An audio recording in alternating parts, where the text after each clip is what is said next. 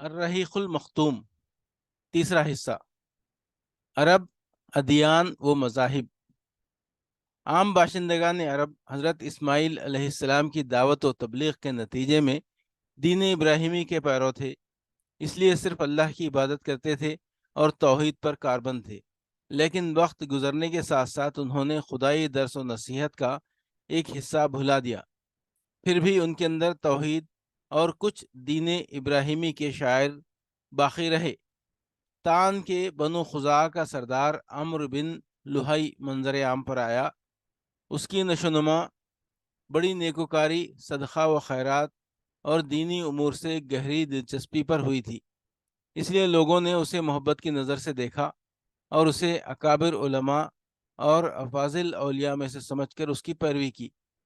پھر اس شخص نے ملک شام کا سفر کیا، دیکھا تو وہاں بتوں کی پوجا کی جا رہی تھی۔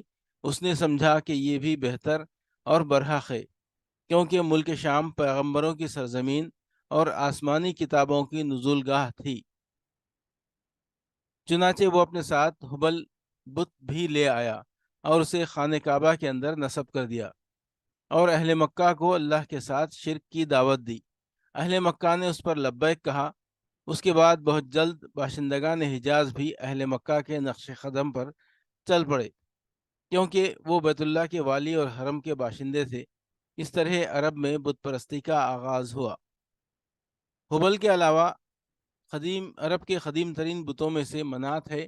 یہ بحر احمر کے ساحل پر خدید کے قریب مشلل میں نصب تھا۔ اس کے بعد طائف میں لات نامی بت وجود میں آیا، پھر وادی نخلا میں عزا کی تنصیب عمل میں آئی۔ یہ تینوں عرب کے سب سے بڑے بت تھے۔ اس کے بعد حجاز کے ہر خطے میں شرک کی کثرت اور بتوں کی بھرمار ہو گئی۔ کہا جاتا ہے کہ یہ ایک جن عمرو بن لہئی کے تابع تھا۔ اس نے بتایا کہ قوم نوح کے بت یعنی ود، سوا، یغوث، یعوق اور نصر جدہ میں مدفون ہیں۔ اس اطلاع پر عمرو بن لہئی جدہ گیا اور ان بتوں کو کھود نکالا، پھر انہیں تہامہ لایا، اور جب حج کا زمانہ آیا تو انہیں مختلف قبائل کے حوالے کیا۔ یہ قبائل ان بتوں کو اپنے اپنے علاقوں میں لے گئے، اور اس طرح ہر قبیلے میں، پھر ہر گھر میں ایک ایک بت ہو گیا۔ پھر مشرکین نے مسجد حرام کو بھی بتوں سے بھر دیا۔ چنانچہ جب مکہ فتح کیا گیا تو بیت اللہ کے گرد گرد 360 بت تھے، جنہیں خود رسول اللہ صلی اللہ علیہ وسلم نے اپنے دست مبارک سے توڑا۔ آپ ہر ایک کو چھڑی سے ٹھوکر مارتے تھے اور وہ گرتا جاتا تھا۔ پھر آپ نے حکم دیا اور ان سارے بتوں کو مسجد حرام سے باہر نکال کر جلا دیا گیا۔ غرض شرک اور بت پرستی اہل جاہلیت کے دین کا سب سے بڑا مظہر بن گئی تھی، جنہیں گھمنڈ تھا کہ وہ حضرت ابراہیم علیہ السلام کے دین پر ہیں۔ پھر اہل جاہلیت کے یہاں بت پرستی کے کچھ خاص طریقے اور مراسم بھی رائج تھے، جو زیادہ تر عمرو بن لہئی کی اختراع تھے۔ اہل جاہلیت سمجھتے تھے کہ عمرو بن لہئی کی اختراعات دین ابراہیمی میں تبدیلی نہیں بلکہ بدعت حسنہ ہیں۔ ذیل میں ہم اہل جاہلیت کے اندر رائج بت پرستی کے چند اہم مراسم کا ذکر کر رہے ہیں۔ ایک، دور جاہلیت کے مشرکین بتوں کے پاس مجاور بن کر بیٹھتے تھے، ان کی پناہ ڈھونڈتے تھے، انہیں زور زور سے پکارتے تھے، اور حاجت روائی و مشکل کشائی کے لیے ان سے فریاد اور التجائیں کرتے تھے، اور سمجھتے تھے کہ وہ اللہ سے سفارش کر کے ہماری مراد پوری کرا دیں گے۔ دو، بتوں کا حج و طواف کرتے تھے، ان کے سامنے عجز و نیاز سے پیش آتے تھے اور انہیں سجدہ کرتے تھے۔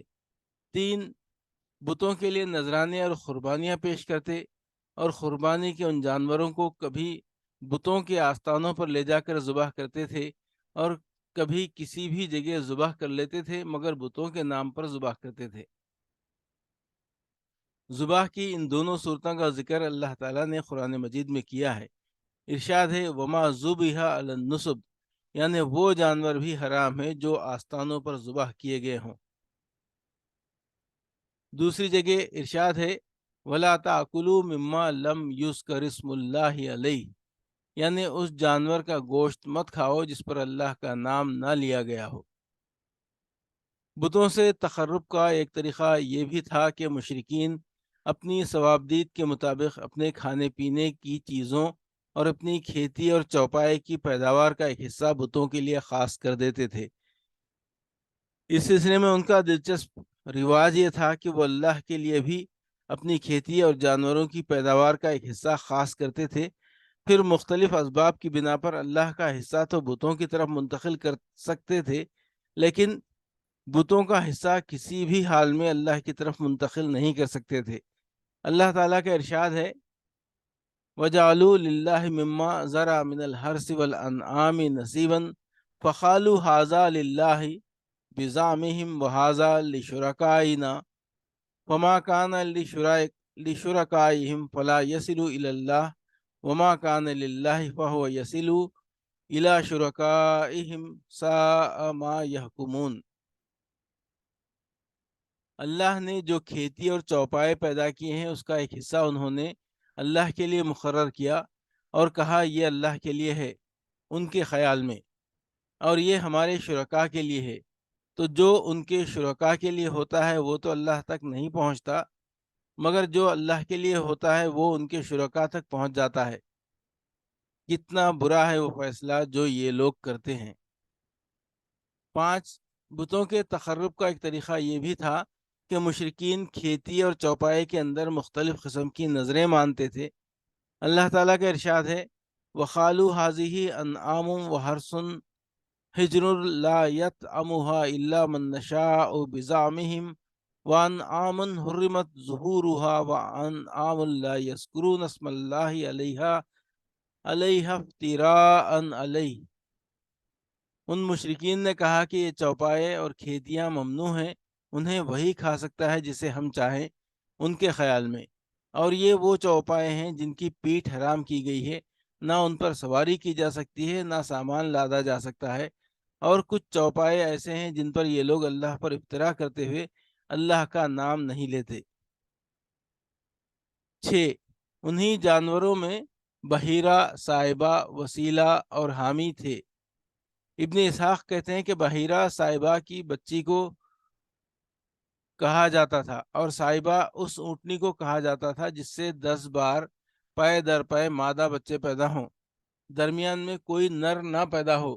ایسی اونٹنی کو آزاد چھوڑ دیا جاتا تھا، اس پر سواری نہیں کی جاتی تھی، اس کے بال نہیں کاٹے جاتے تھے، اور مہمان کے سوا کوئی اس کا دودھ نہیں پیتا تھا۔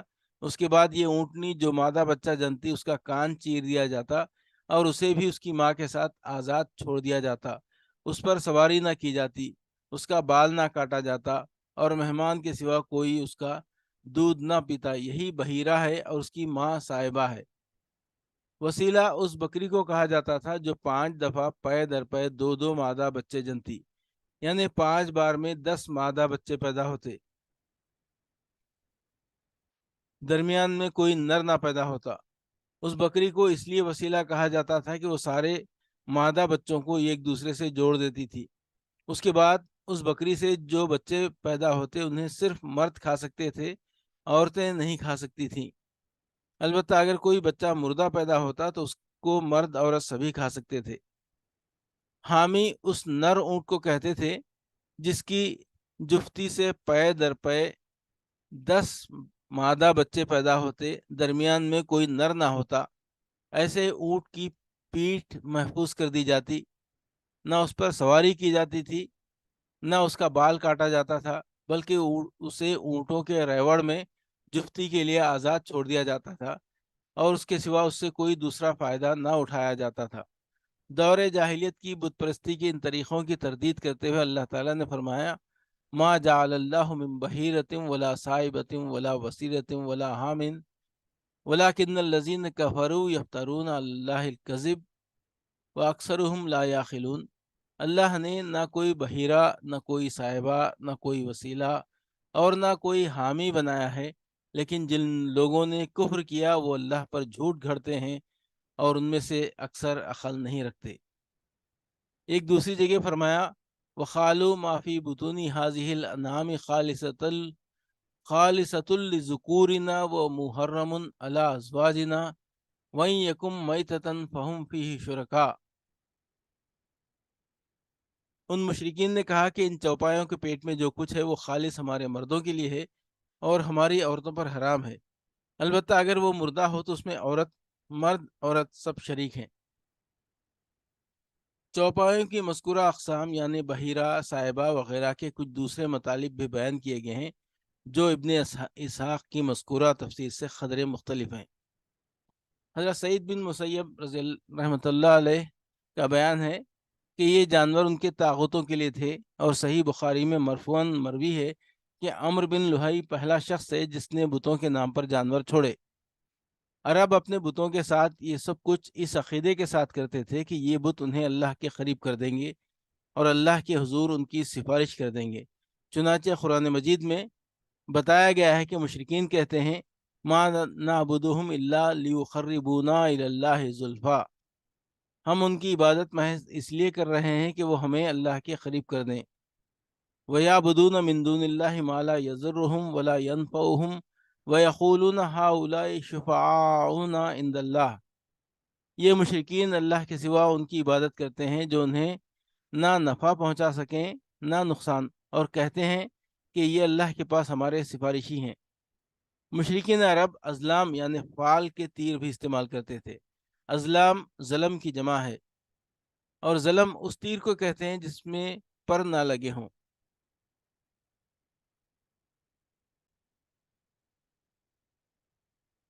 فال گیری کے لیے استعمال ہونے والے یہ تیر 3 قسم کے ہوتے تھے۔ ایک وہ جن پر صرف ہاں یا نہیں لکھا ہوتا تھا، اس قسم کے تیر سفر اور نکاح وغیرہ جیسے کاموں کے لیے استعمال کیے جاتے تھے۔ اگر فال میں ہاں نکلتا تو مطلوبہ کام کر ڈالا جاتا، اگر نہیں نکلتا تو سال بھر کے لیے ملتوی کر دیا جاتا اور آئندہ پھر فال نکالی جاتی۔ فال گیری کے تیروں کی دوسری قسم وہ تھی جن پر پانی اور دیت وغیرہ درج ہوتے تھے۔ تیسری قسم وہ تھی جن پر یہ درج ہوتا تھا کہ تم میں سے ہے، یا تمہارے علاوہ سے ہے، یا ملحق ہے۔ ان تیروں کا مصرف یہ تھا کہ جب کسی کے نسب میں شبہ ہوتا تو اسے 100 اونٹوں سمیت حبل کے پاس لے جاتے، اونٹوں کو تیر والے مہنت کے حوالے کرتے اور وہ تمام تیروں کو ایک ساتھ ملا کر گھماتا جھنجھوڑتا، پھر ایک تیر نکالتا۔ اب اگر یہ نکلتا کہ تم میں سے ہے تو وہ ان کے قبیلے کا ایک معزز فرد قرار پاتا، اور اگر یہ برآمد ہوتا کہ تمہارے غیر سے ہے تو حلیف قرار پاتا، اور اگر یہ نکلتا کہ ملحق ہے تو ان کے اندر اپنی حیثیت پر برقرار رہتا، نہ قبیلے کا فرد مانا جاتا نہ حلیف۔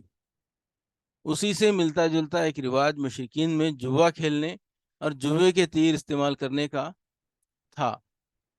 اسی تیر کی نشاندہی پر وہ جوے کا اونٹ ذبح کر کے اس کا گوشت بانٹتے تھے۔ مشرکین عرب کاہنوں اور رافوں اور نجومیوں کی خبروں پر بھی ایمان رکھتے تھے۔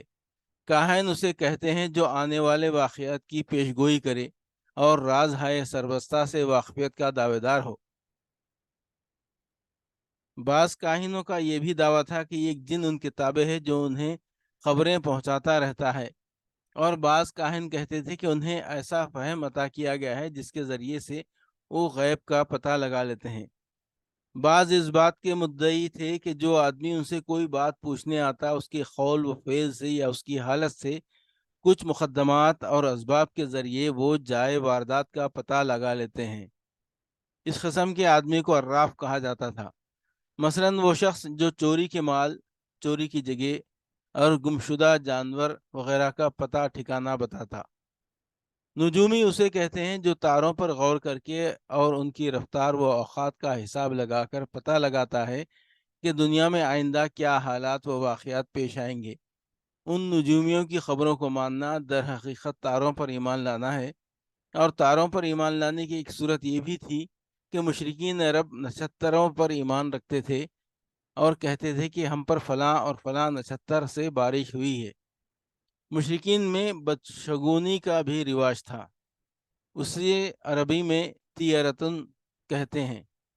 اس کی صورت یہ تھی کہ مشرکین کسی چڑیا یا ہرن کے پاس جا کر اسے بھگاتے تھے۔ پھر اگر وہ داہنے جانب بھاگتا تو اسے اچھائی اور کامیابی کی علامت سمجھ کر اپنا کام کر گزرتے، اور اگر بائیں جانب بھاگتا تو اسے نحوست کی علامت سمجھ کر اپنے کام سے باز رہتے۔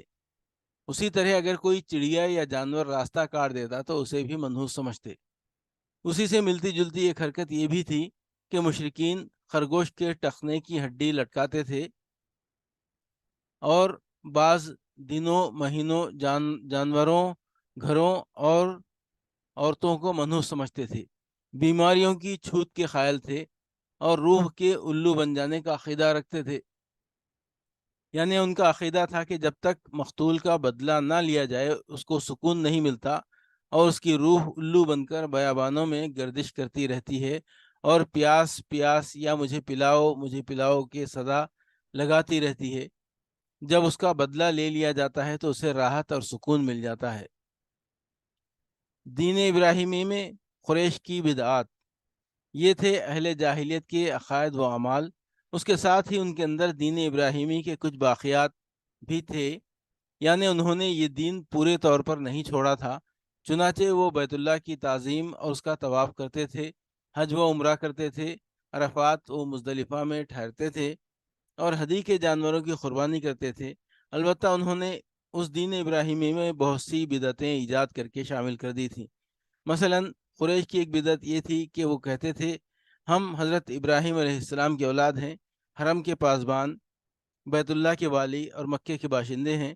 کوئی شخص ہمارا ہم رتبہ نہیں اور نہ کسی کے حقوق ہمارے حقوق کے مساوی ہیں، اور اسی بنا پر یہ اپنا نام ہمس، بہادر اور گرمجوش رکھتے تھے۔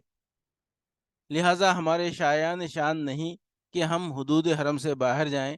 چنانچہ حج کے دوران یہ لوگ عرفات نہیں جاتے تھے اور نہ وہاں سے افاضہ کرتے تھے، بلکہ مزدلفہ ہی میں ٹھہر کر وہیں سے افاضہ کر لیتے تھے۔ البتہ اللہ تعالیٰ نے اس بدعت کی اصلاح کرتے ہوئے فرمایا ثم افیضوا من حیث افاض الناس، یعنی تم لوگ بھی وہیں سے افاضہ کرو جہاں سے سارے لوگ افاضہ کرتے ہیں۔ ان کی ایک بدعت یہ بھی تھی کہ وہ کہتے تھے ہمس، قریش کے لیے احرام کی حالت میں پنیر اور گھی بنانا درست نہیں، اور نہ یہ درست ہے کہ بال والے گھر یعنی کمبل کے خیمے میں داخل ہوں، اور نہ یہ درست ہے کہ سایہ کرنا ہو تو چمڑے کے خیمے کے سوا کہیں اور سایہ حاصل کریں۔ ان کی ایک بدعت یہ بھی تھی کہ وہ کہتے تھے کہ بیرون حرم کے باشندے حج یا عمرہ کرنے کے لیے آئیں اور بیرون حرم سے کھانے کی کوئی چیز لے کر آئیں تو اسے ان کے لیے کھانا درست نہیں۔ ایک بدعت یہ بھی تھی کہ انہوں نے بیرون حرم کے باشندوں کو حکم دے رکھا تھا کہ وہ حرم میں آنے کے بعد پہلا طواف حمس سے حاصل کیے ہوئے کپڑوں ہی میں کریں۔ چنانچہ اگر ان کا کپڑا دستیاب نہ ہوتا تو مرد ننگے طواف کرتے اور عورتیں اپنے سارے کپڑے اتار کر صرف ایک چھوٹا سا کھلا ہوا کرتا پہن لیتی اور اسی میں طواف کرتی اور دوران طواف یہ شعر پڑھتی جاتی الیوم یبدو بعضہ او کلہ وما بدا منہ فلا احلہ۔ آج کچھ یا کچھ کل شرمگاہ کھل جائے گی، لیکن جو کھل جائے میں اسے دیکھنا حلال نہیں قرار دیتی۔ اللہ تعالیٰ نے اس خرافات کے خاتمے کے لیے فرمایا یا بنی آدم خذوا زینتکم عند کل مسجد، اے آدم کے بیٹو ہر مسجد کے پاس اپنی زینت اختیار کر لیا کرو۔ بہرحال اگر کوئی عورت یا مرد برتر اور معزز بن کر بیرون حرم سے لائے ہوئے اپنے ہی کپڑوں میں طواف کر لیتا تو طواف کے بعد ان کپڑوں کو پھینک دیتا، ان سے نہ خود فائدہ اٹھاتا نہ کوئی اور۔ قریش کی ایک بدعت یہ بھی تھی کہ وہ حالت احرام میں گھر کے اندر دروازے سے داخل نہ ہوتے تھے، بلکہ گھر کے پچھواڑے ایک بڑا سا سوراخ بنا لیتے اور اسی سے آتے جاتے تھے اور اپنے اس اجٹ پنے کو نیکی سمجھتے تھے۔ قرآن کریم نے اس سے بھی منع فرمایا ہے۔ یہی دین یعنی شرک و بت پرستی اور توہمات و خرافات پر مبنی عقیدہ و عمل والا دین عام اہل عرب کا دین تھا۔ اس کے علاوہ جزیرۃ العرب کے مختلف اطراف میں یہودیت، مسیحیت، مجوسیت اور صابئیت نے بھی در آنے کے مواقع پا لیے تھے، لہٰذا ان کا تاریخی خاکہ بھی مختصراً پیش کیا جا رہا ہے۔ جزیرۃ العرب میں یہود کے کم از کم دو ادوار ہیں۔ پہلا دور اس وقت سے تعلق رکھتا ہے جب فلسطین میں بابل اور آشور کی حکومتوں کی فتوحات کے سبب یہودیوں کو ترک وطن کرنا پڑا۔ اس حکومت کی سخت گیری اور بخت نصر کے ہاتھوں یہودی بستیوں کی تباہی و ویرانی اور ان کے ہیکل کی بربادی اور ان کی اکثریت کی ملک بابل کو جلاوطنی کا نتیجہ یہ ہوا کہ یہود کی ایک جماعت فلسطین چھوڑ کر حجاز کے شمالی اطراف میں آ بسی۔ دوسرا دور اس وقت شروع ہوتا ہے جب ٹائٹس رومی کی زیر قیادت 70 عیسوی میں رومیوں نے فلسطین پر قبضہ کیا۔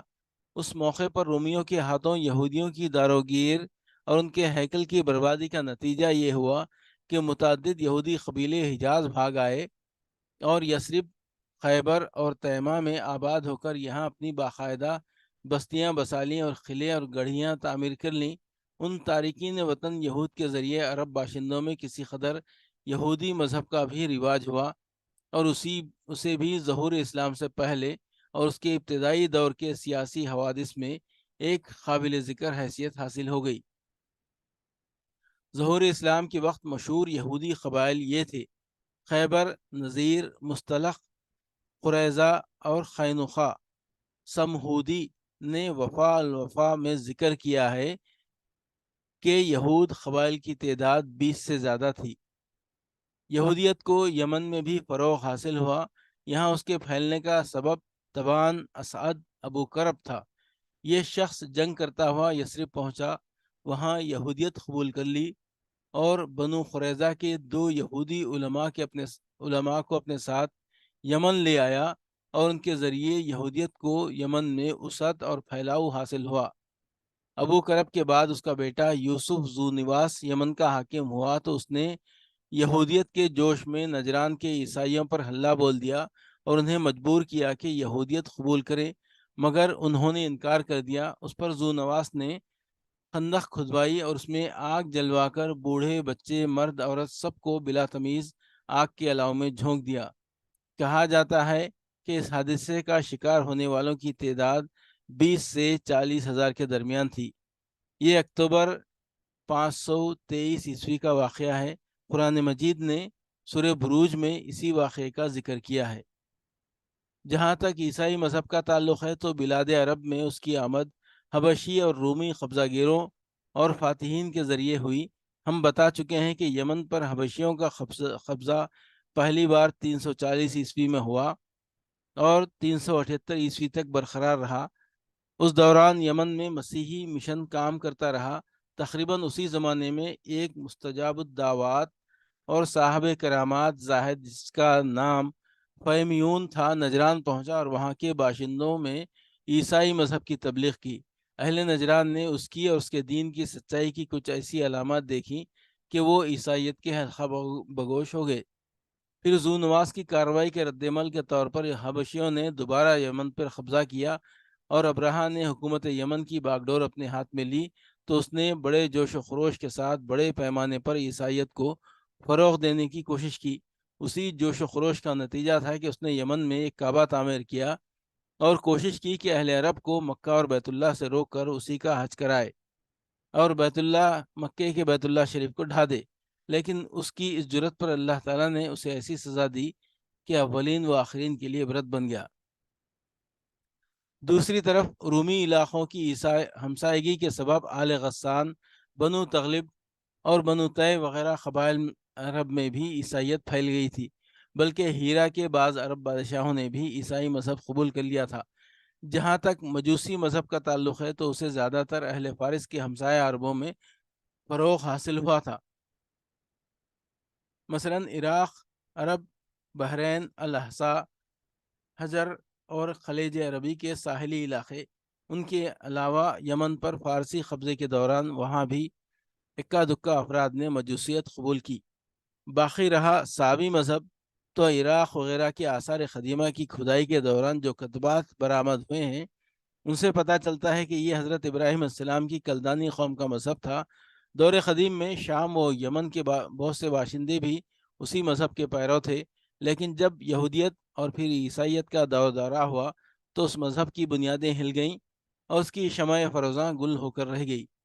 تاہم مجوس کے ساتھ خلط ملط ہو کر یا ان کے پڑوس میں عراق عرب اور خلیج عربی کے ساحل پر اس مذہب کے کچھ نہ کچھ پیروکار باقی رہے۔ دینی حالت: جس وقت اسلام کا نیر تاباں طلوع ہوا، یہی مذاہب و ادیان تھے جو عرب میں پائے جاتے تھے، لیکن یہ سارے ہی مذاہب شکست و ریخت کے سے دوچار تھے۔ مشرکین، جن کا دعویٰ تھا کہ ہم دین ابراہیمی پر ہیں، شریعت ابراہیمی کے اوامر و نواہی سے کوسوں دور تھے۔ اس شریعت نے جن مکارم اخلاق کی تعلیم دی تھی، ان سے ان مشرکین کو کوئی واسطہ نہ تھا۔ ان میں گناہوں کی بھرمار تھی اور طول زمانہ کے سبب ان میں بھی بت پرستوں کی وہی عادات و رسوم پیدا ہو چلی تھیں جنہیں دینی خرافات کا درجہ حاصل ہے۔ ان عادات و رسوم نے ان کی اجتماعی، سیاسی اور دینی زندگی پر نہایت گہرے اثرات ڈالے تھے۔ یہودی مذہب کا حال یہ تھا کہ وہ محض ریاکاری اور تحکم بن گیا تھا۔ یہودی پیشوا اللہ کے بجائے خود رب بن بیٹھے تھے، لوگوں پر اپنی مرضی چلاتے تھے اور ان کے دلوں میں گزرنے والے خیالات اور ہونٹوں کی حرکات تک کا محاسبہ کرتے تھے۔ ان کی ساری توجہ اس بات پر مرکوز تھی کہ کسی طرح مال و ریاست حاصل ہو، خواہ دین برباد ہی کیوں نہ ہو اور کفر و الحاد کو فروغ ہی کیوں نہ حاصل ہو، اور ان تعلیمات کے ساتھ تساہل ہی کیوں نہ برتا جائے جن کی تقدیس کا اللہ تعالیٰ نے ہر شخص کو حکم دیا ہے اور جن پر عمل درآمد کی ترغیب دی ہے۔ عیسائیت ایک ناقابل فہم بت پرستی بن گئی تھی۔ اس نے اللہ اور انسان کو عجیب طرح سے خلط ملط کر دیا تھا۔ پھر جن عربوں نے اس دین کو اختیار کیا تھا، ان پر اس دین کا کوئی حقیقی اثر نہ تھا،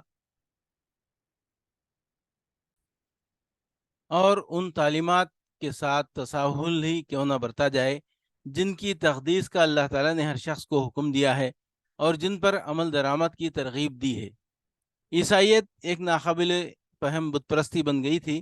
اس نے اللہ اور انسان کو عجیب طرح خلط ملط کر دیا تھا۔ پھر جن عربوں نے اس دین کو اختیار کیا تھا، ان پر اس دین کا کوئی حقیقی اثر نہ تھا، کیونکہ اس کی تعلیمات ان کی معلوف طرز زندگی سے میل نہیں کھاتی تھیں اور وہ اپنا طرز زندگی نہیں چھوڑ سکتے تھے۔ باقی ادیان عرب کے ماننے والوں کا حال مشرکین ہی جیسا تھا، کیونکہ ان کے دل یکساں تھے، عقائد ایک سے تھے اور رسم و رواج میں ہم آہنگی تھی۔